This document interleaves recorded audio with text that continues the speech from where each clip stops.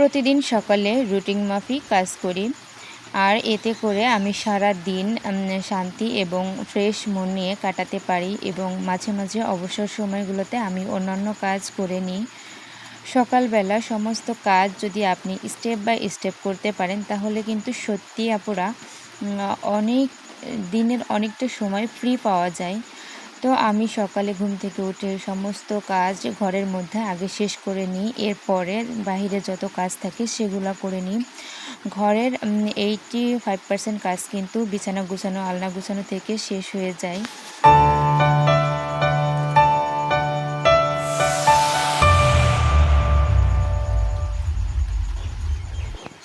আসসালামু আলাইকুম। আমি নাজমিন আরা। আপনারা দেখছেন নাজমিন আরা ব্লগ। নাজমিন আরা ব্লগের পক্ষ থেকে আপনাদের সবাইকে জানাই স্বাগতম।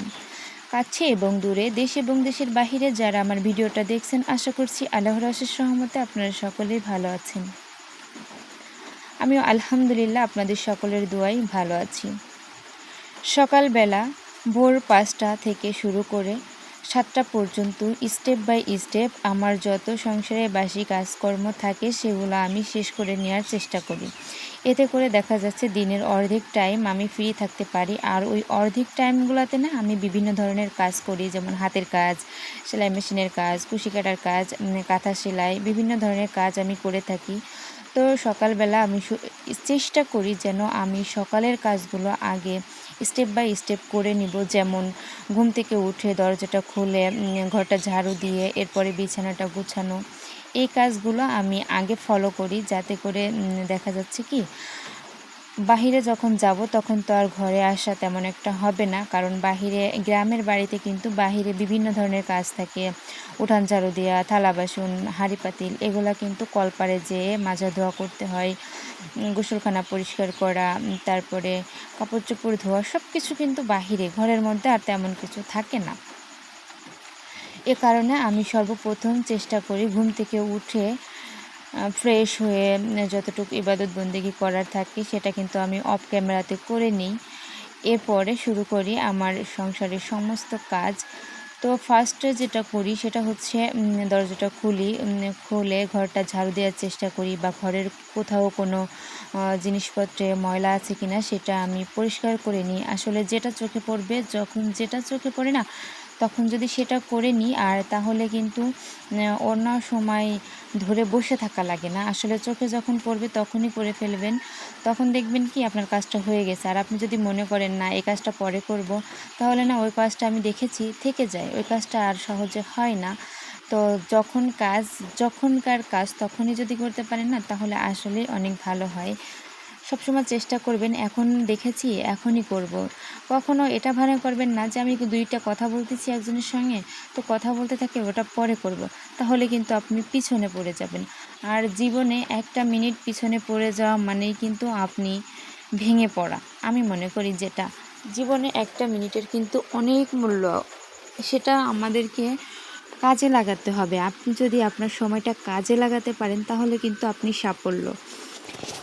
এই যে যেমন একটা কাজ রেখে 10 মিনিট কথা বলতেছেন, এই কাজটাই আপনি সারাদিনে 10টা মিনিট পিছিয়ে গেলেন, মানে আপনার সারাটা দিন ভিতরে আনইজি ফিল করবেন, কাজটা হলো না, করতে পারলাম না, মানে মনের মধ্যে না একটু অস্বস্তি কাজ করে, যেটা আমার হয়। জানি না আমার অন্যান্য আপুদের হয় কি না।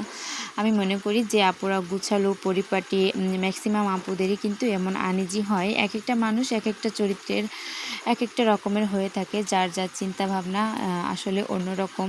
কেউ তো আর কারো মতো না। তবে আমার কাছে এরকম মনে হয় যে আমি যদি আমার কাজ ফেলে রেখে 5 মিনিট কারোর সঙ্গে কথা বলি, এতে আমার ক্ষতি হবে এবং আমার কাজের ক্ষতি, এবং আমি অনেক দূর পিছিয়ে যাব, অনেকটা পিছিয়ে যাব আমার সাফল্য থেকে। আসলে মানুষের সঙ্গে কথা বলার, আপনি কাজ করবেন কথাও বলবেন, কাজ রেখে কেউ কখনো কথা বলবে না। আমি এমন অনেক মানুষ দেখেছি যে কাজ রেখে কথা বলতেছে, অথচ সে দিন শেষে দুপুরের রান্নাটাই 5টা বাজে করে খাচ্ছে। এতে করে তার শরীরেরও ক্ষতি, তার পরিবারেরও ক্ষতি, তার প্রত্যেকটা জিনিসেরই কিন্তু ক্ষতিই হয়, এতে করে কোনো লাভ হয় না। তো যাই হোক আপুরা, অনেক জ্ঞান দিয়ে ফেললাম, ছোট মানুষ হয়ে প্লিজ ক্ষমা দৃষ্টিতে দেখবেন। আমার কাছে যেটা ভালো মনে হয় সেটাই আমি বললাম। আসলে সব মানুষ বয়সে বড় হলে যে তাদের জ্ঞান বুদ্ধিমত্তা এক থাকবে সেটা কিন্তু না। আবার ছোট মানুষেরও কিন্তু অনেক জ্ঞান বুদ্ধি থাকে যেটা বড়রা পারে না। আবার অশিক্ষিত মানুষের কিন্তু দেখা যাচ্ছে লেখাপড়া করে নাই, তারাও কিন্তু অনেক জ্ঞানী হয়, অনেক সুন্দর করে কথা বলতে পারে, গুছিয়ে পরিপাটি করে কথা বলতে পারে। সব মানুষ তো সমান না। যাই হোক, আমি যতটুকু আমার মস্তিষ্কে ধরে আমি ততটুকু আপনাদের সঙ্গে শেয়ার করার চেষ্টা করি। আমি যখন কাজ করি আমি মনে করি আগে আমার কাজগুলো করব, পরে আমি অন্য কারোর সঙ্গে কথা বলবো। আমার কাজ যতক্ষণ শেষ না হবে ততক্ষণ আমি অন্য কারোর সঙ্গে কথাও বলবো না এবং কোথাও যাবও না। আগে আমার কাজগুলা, যখন আমার কাজগুলো শেষ হয়ে যাবে আমি ফ্রি টাইমে পারলে 2-1 মিনিট কথা বলবো, না পারলে নাই, কোনো সমস্যা নাই। এতে আমার কোনো আনিজি লাগে না। তবে কাজ রেখে কথা বলতে গেলে আমার ভীষণ আনিজি লাগে, ভীষণ খারাপ লাগে। এমনও হয় যদি 1টার পরে আমার রান্না একটা চুলায় থাকে, মানে আজান দিয়েছে আর আমি গোসল করি নাই, তখন আমার ভীষণ খারাপ লাগে। আর আপনাদের ভাইয়াও বেশ বকাবকি করে যে কেন করো নাই, কী কাজ করেছো, এই যে কৈফিয়ত দিতে হয়। সে কারণে আমি চেষ্টা করি সমস্ত কাজ আগে শেষ করার। আমি কিন্তু ঘরটা ঝাড়ু দিয়ে নিয়েছি, এরপরে ওই লাল ঝুড়িটা ওটাও মুছে পরিষ্কার করে নিয়েছি, বিছানা গুছিয়ে আলনা গুছিয়ে ঘরের সমস্ত কাজ শেষ করে এরপরে আমি বাহিরে আসছি, এসে মুরগিটা ছেড়ে দিয়েছি। ওরা কিন্তু বেশ শব্দ করতেছিল, আর এই শব্দটা না আমি আপনাদের সঙ্গে রেখে দিয়েছি, তো আপনারা শুনতে থাকুন গ্রামীণ পরিবেশে গ্রামীণ জীবনযাপন কেমন লাগে।